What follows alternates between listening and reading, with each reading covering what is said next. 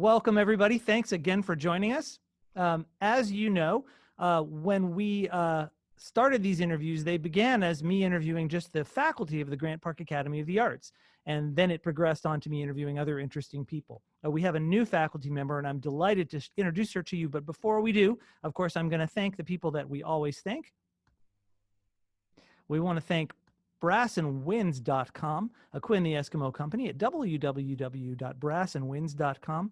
They've always been very supportive of us, and we'd like to be supportive of them. Fantastic place to buy brass and wind instruments, used, new. I doubt you'll get a better deal anywhere. Please give them a call, an email call, or an internet call at brassandwinds.com. And we are Grant Park Academy of the Arts. Come learn with us. We're offering instruction in voice, piano, guitar, brass, woodwinds, drums. I think I may have left something out. Violin. And you can take lessons from us anywhere in the world. We would love to meet you, and we'd love for you to be a part of our community. And don't forget about TruerMU, which is coming. If you're interested in learning how to play jazz or how to teach jazz, we have self-paced courses for you through our partners at Kajabi, and we'll be introducing that very soon. So get on our mailing list and be sure you're the first one to find out.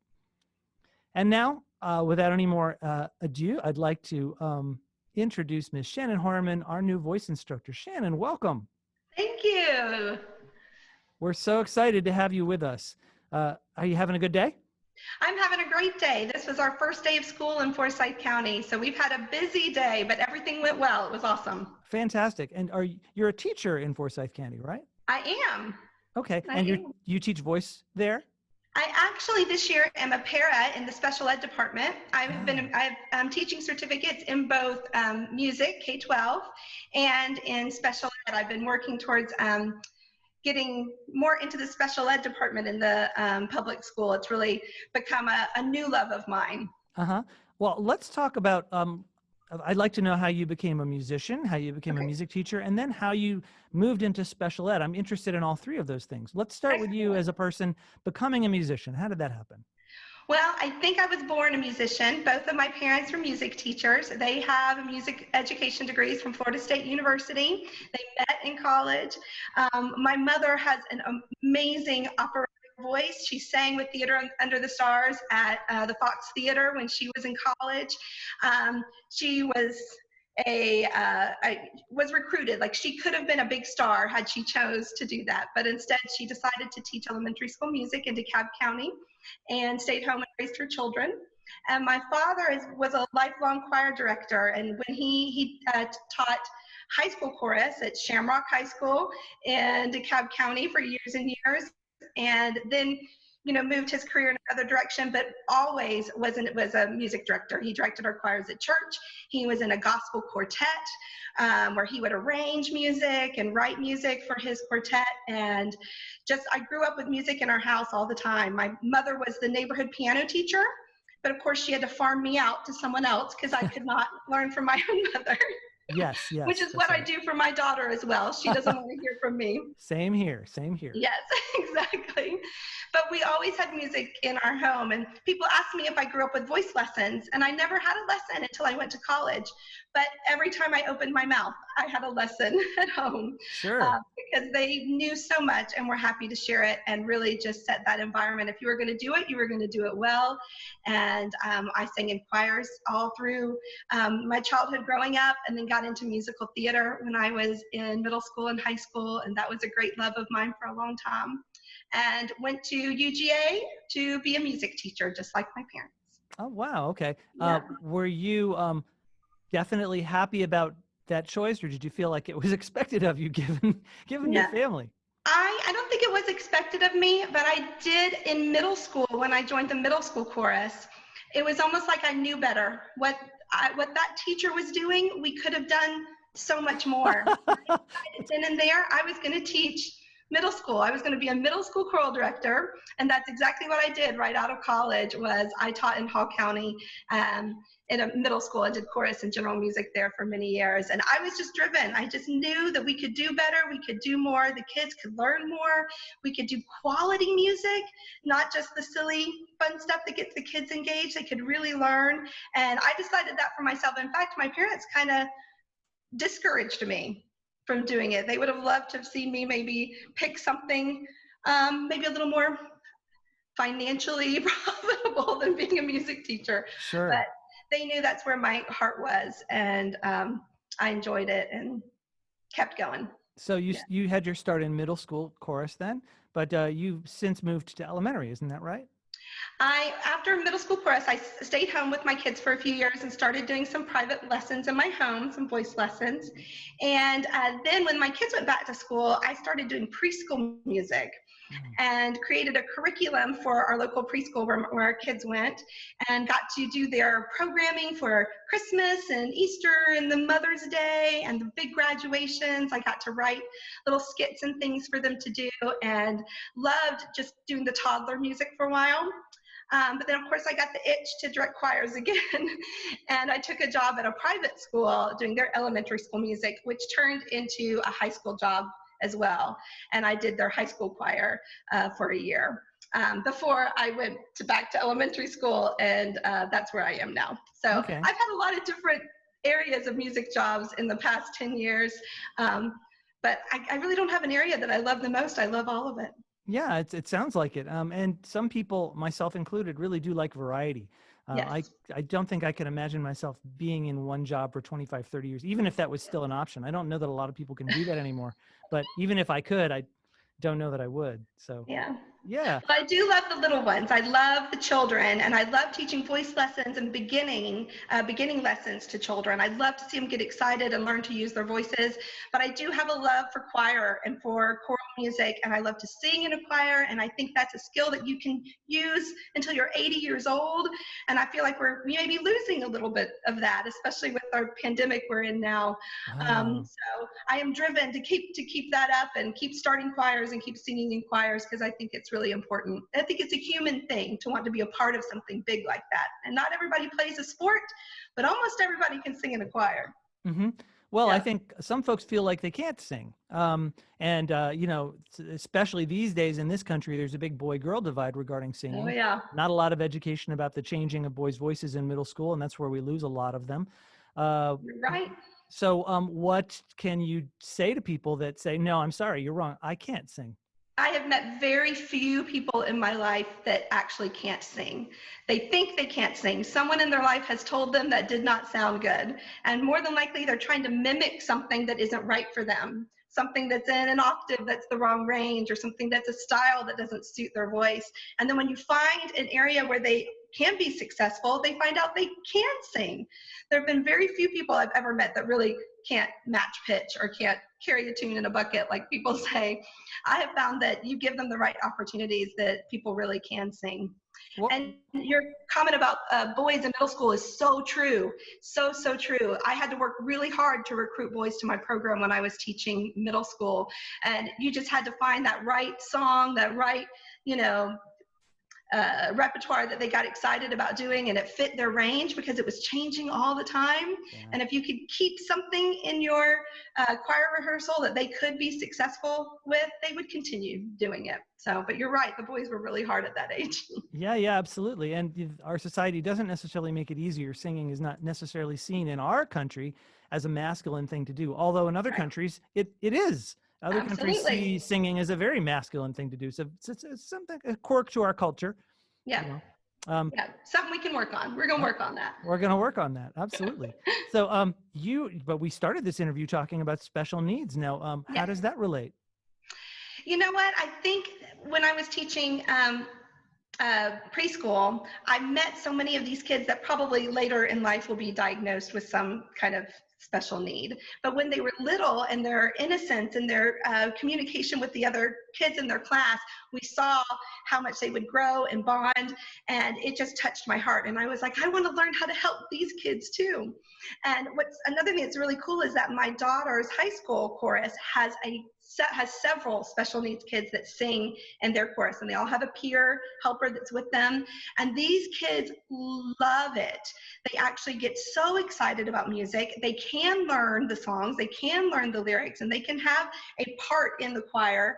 And I think it's a really cool opportunity for them. to be able to participate in the arts, and not something every choir director would open themselves up to. So I've been really proud of our local school system that does that. But I think my heart for special needs is really just from my heart for children, and music is just another, layer on that. Yeah. Yeah, I found personally that a lot of people who are not considered special needs, they tend to act like special needs in music class because for them, they're at a complete loss. It's like they don't know how to orient themselves. They don't know where they are. They don't know how to think. So it's really not such a great leap teaching special needs kids how to do everyday things versus teaching everyday people how to do music things. That's a good comparison. I like it. Yeah. Well, okay. So what is your approach towards teaching the voice, let's say, to little kids and then maybe to teenagers? We're talking private voice now, not so much Okay. chorus. Little kids, teenagers, and then maybe adults. Okay. Well, most of my students are children or teenage girls. That tends to be who I am very successful with. And the main thing with them is making them feel completely comfortable in my home, completely comfortable singing for me. We want them to be brave, because a lot of the sounds that we make are silly or crazy, and that's how we learn to use our voice in different ways. And so I need right off the bat to laugh with them and make it fun and make them completely comfortable, because I'm going to ask them to try some things that they probably have never tried before. So if you can make them comfortable, then you can get them, engaged and really excited about the sounds that they're making. But I don't just sing with them. When I am working with kids, I am building confidence, and I am teaching them to be hopefully lifelong musicians. I don't want the kid that's going to take voice lessons for 3 or 4 weeks, learn this song that they really want to learn, and then be done with it. I want them to love music and love singing and get excited about using these skills for the rest of their life in some way. So I love to teach them music theory. I love to teach them sight reading.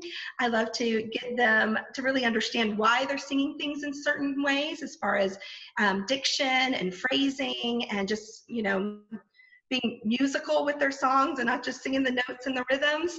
And when they can relate and put their heart into their music, I think that they really perform better and stronger. And children, of course, just want to have fun. They just want to hear themselves. I love to record them and let them hear themselves back. Teenage girls want to be usually a little more performance oriented. They have something that they're like a goal they're going towards, a performance, a competition. So with the teenage girls, I always have to really understand what it is that they're working towards, and reach those goals and pick those songs that are going to show off their voice and reach, those goals for them. I've really only had one adult student in my life, to honestly, and she was really just a friend that wanted to improve her voice. And it was so funny. The first time she sang a solo in church, everybody said that I was beaming like a proud mom in the choir. I'm just so proud of her for singing. Because again, it's a confidence thing most of the time. These folks that usually come to me for voice lessons, if they're adults or teenagers, usually know they can carry a tune, know that they sing well, and they just want to improve it or feel more confident about their abilities. Okay, so I'm an adult. I'm Yes. coming to you. Yes. I'm your second adult student, and Okay. I'm sorry. I'm here because my wife told me I had to come. I can't sing. Oh no. What are you going to say to me? I'm going to say, let's give it a try. I bet you can sing. And the first thing I would do is do just some little vocalises on the piano and test some range. And I would make a big deal about your successes. Every note that you matched, I'd be like, wow, that's amazing. And get you feeling like you can do this. And then expand it a little higher, expand it a little lower, and see what, because men especially, and I haven't had a whole lot of male students, but men actually have a range that's greater than women do. When you get into your falsetto and your head voice, you can sing higher than the highest soprano. And then of course you've got those baritone and bass notes too. And so men, I think, sometimes don't always find their niche, like where their voice, that tessitura that's really good for them. But then once they do, and they feel like they can really perform or belt something out, then you can get them a little braver to use their voice in different ways. So I would try to find that successful area where you could match pitch and sing solidly and really hear those notes in a way that's comfortable. And then I'd make you push yourself a little further to do a little more. Okay, I'm going to shift. I'm going to be a different student now. Okay. I am in a band. I'm in a rock band, and Oh, I'm a singer in a rock band. And I like the way I sing, but I always felt like I could probably do better. So I'm here. What can you do for me? okay. Well, rock singers, pop singers usually do not treat their voices very well. So I would probably work with that singer on their breath support, on making sure they're not singing too throaty so that they're not hoarse and raspy at the end of their rehearsal or singing practice. Because if you're singing in a rock band, you're probably singing several nights a week, and that's an instrument that you've got to keep in good shape. So using good vocal technique, good breath support. I would probably even teach a pop and rock singer to sing with correct vowels and head placement so that they can apply that to those places in the music when they can't get to the high note or they can't reach, something that's difficult for them. Because I think proper vocal foundation you can apply to any genre of music. So even those rock stars, those folks that want to sing that with that harder sound, I think if they can learn some proper technique, breathing, they're going to be able to have a longer career, longer longevity in their strength of their voice. Yeah. Now, I know as someone who has sung in a rock band and classically, and also taught people, that the great rock singers actually generally have great technique. If they've been singing for 40, 50 years, it's because they know how to take care of their instrument. It's not all Yeah. mic. But a lot of people don't know this. They just imitate Mick Jagger, or they're going to imitate Bob Dylan, or whatever sound they like, or maybe they'll imitate, another band, a pop band with an incredibly high range, and they're not thinking about how it feels, only how it sounds. And if you mess with them, you mess with their conception of what they think they should sound like. How do you teach somebody proper technique without destroying their interest in you because you're taking something away from them?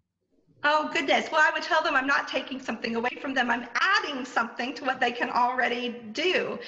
They can switch their voice back into that sound that they like, hopefully as quickly as I'm trying to teach them something new with those round sounds or that correct vocal placement. It's adding something to what they can do, not taking away from it at all. And I would tell them that I have nothing, I sing very classically because that's what's suited for my voice, but I would love to be able to sing like the Indigo Girls and Melissa Etheridge and Tori Amos and, all of these, kind of rocker pop folky voices. I would love to sound like that sometimes. I just can't. So if they can, and I can teach them to do the other as well, that's just adding to their, abilities and their repertoire and things that they could perform. That's a great answer. I'm coming to study with you. Okay. Do you have something you'd like to share with us? You want to perform for us today? I can. I do have a song ready for you. I don't know if you want to hear it. I would love to hear it. Okay, well, I have a really oldie but a goodie. This one actually has my mother's maiden name signature at the top, so you can see how old this piece of music is. Wow. It's called, and a lot of my music looks like this because it came from my parents' music library. So this is A Grand Night for Singing, and it's from the old musical State Fair, which my mother would put on Turner Classic Movies on Saturdays while we were folding laundry, and that's how I got really into musicals, was watching The King and I and State Fair and The Wizard of Oz and all those classics. So I'll sing this for you if you want to hear it. Yeah, sing, sing, sing. Yes. Okay, let me get my accompaniment queued up here and let me know if you can hear it. Here we go. It says it's loading. I'm sorry. Oh. Is that good? It's a grand night for singing, the moon is flying high, and somewhere a bird who is bound to be heard is throwing his heart at the sky. It's a grand night for singing, the stars are bright above, the earth is aglow, and to add to the show, I think I am falling in love.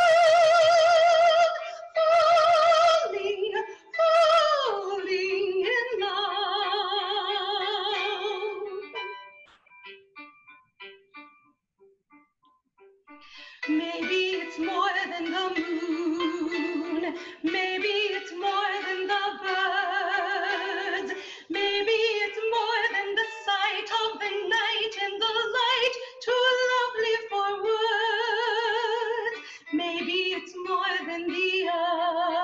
north, shiny and silvery blue. Maybe the reason I'm feeling this way has something to do with you. It's a grand night for singing. The moon is flying high, and somewhere a bird who is bound to be heard is throwing his heart at the sky. It's a grand night for singing. The stars are bright above. The earth is aglow, and to add to the show, I think I am falling in love. Falling, falling in love. Shannon Heuermann, it's a grand night for singing, and it is. It is a grand Every night for night's a singing. good night for singing. Yeah, thank you. That's a great showcase. Of course, the Zoom makes it a little hard. Zoom doesn't do your voice justice. Oh. But we can hear the wonderful the use of your low range and your high range. That's a challenging song. It goes all over the place. And the wonderful expression you bring to the words and the meaning you bring to them. So you weren't just singing that. I believed you when you were singing that. Thank you. Thank you. Thank you. Thank you. That's a compliment. I love that. Thank you. My pleasure. Is there anything else we haven't talked about that you'd like to say? Oh, I don't know. I am so excited about being a part of Grant Park Arts. I am enjoying my new voice students. I tell you, these kids have blown me away with their excitement and their enthusiasm and their willingness to just jump in and do virtual lessons with me, because I know that's a challenge. You know, you have to build that relationship and that rapport over a camera. That's not always easy to do. And I have just been really, really enjoying the time with them and learning how to share my love of music to them through the computer. And I've been really, really proud of them and the successes that they're having and their, willingness to try these crazy things with me. So it's been a good experience. Well, I'm glad. Well, we couldn't be happier to have you as part of our community. Thank you so much for taking the time to talk with us tonight. And you're welcome. We look forward to hearing more from you. All right. Me too. And thank you folks for joining in, and thanks for meeting Miss Shannon Heuermann with me tonight. We have other great interviews on our way. Some are already up on our site that we haven't yet talked about. We've got some exciting ones coming up. Be sure you check out Rick Beato. His interview is going to be publicized next week. We're also going to be talking to Louis Harivo, great jazz pianist, just next week on our show. So be sure you're checking and subscribing to our YouTube channel and liking everything you see. Thanks again, folks, and we'll see you next time.